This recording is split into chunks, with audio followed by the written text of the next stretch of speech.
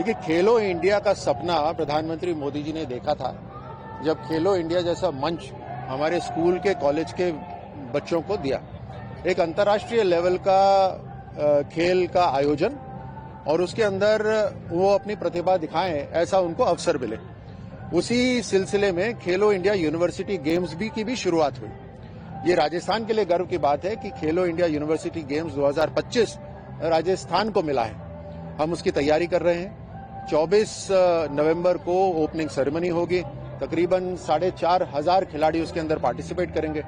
अगर कोचेज और जो मैनेजर्स को शामिल करें तो 8,000 लोग राजस्थान आएंगे। आप ये समझिए कि सारे अलग अलग राज्यों से दूत आ रहे हैं। वो राजस्थान को देखेंगे, जयपुर को देखेंगे, तो यहाँ से बहुत सारी यादें लेकर जाएंगे। यहाँ के पहनावे की, यहाँ की मेहमान नवाजी की, आओ भगत की, खान पान की, यहाँ के सौंदर्यता की, यहाँ के किलों की, गढ़ की, पैलेसेस की, ये सब वो यादें लेकर जाएंगे। तो हमारे लिए बहुत शानदार अवसर है कि एक बढ़िया खेलों का आयोजन हो जिसमें दोस्ती भी हो और मुकाबला भी हो। बिहार का चुनाव परिणाम बताता है कि जो एसआईआर को लेकर सवाल उठा रहे थे विपक्षी, तमाम एसआईआर के बाद पहला चुनाव था वहां का और कई लाखों वोट कटे, लेकिन जो मतदान का प्रतिशत था वो 70 लाख से अधिक पिछले बार की तुलना में हुआ। क्या कहना है आपको? मैं इसमें मीडिया, सोशल मीडिया को धन्यवाद देना चाहूंगा कि इस सोशल मीडिया और मीडिया के युग में जो भ्रम है, जो झूठ है, उसके पांव लंबे नहीं होते। सच्चाई लोगों के सामने जल्द आ ही जाती है और इसीलिए हर नागरिक ये चाहता है कि उस नागरिक का नागरिक होना, मतदाता होना अहमियत रखे, महत्वपूर्ण हो।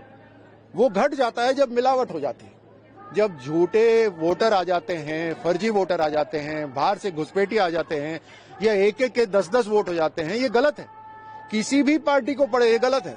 उसी के वेरिफिकेशन का प्रोसेस ये एसआईआर है और बिहार की जनता ने तो इसके ऊपर अपना अप्रूवल दे ही दिया।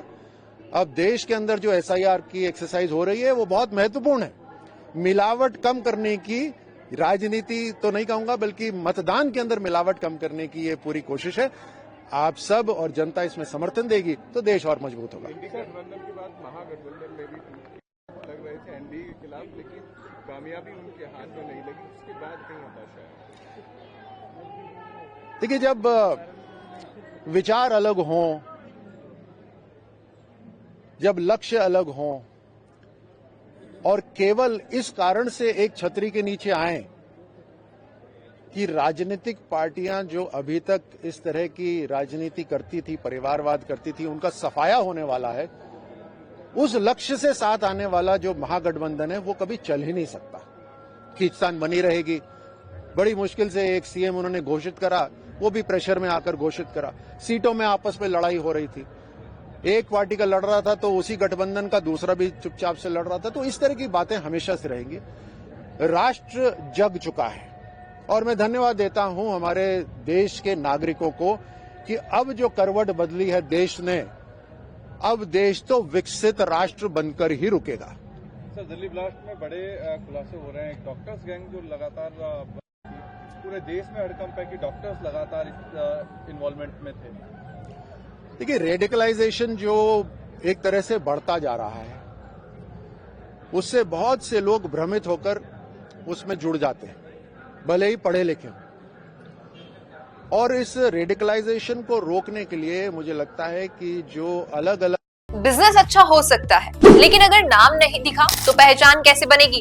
अब टेंशन छोड़िए, द फैक्ट इंडिया आपके बिजनेस को देगा वो पहचान जो पूरे राजस्थान में हर किसी तक पहुंचे। न्यूज चैनल पर विज्ञापन, पॉडकास्ट और प्रमोशन के जरिए आप सीधे 5 लाख सब्सक्राइबर और 10 करोड़ से ज्यादा व्यूज तक अपनी पहुंच बना सकते हैं। तो देर किस बात की, आज ही द फैक्ट इंडिया से जुड़िए और अपने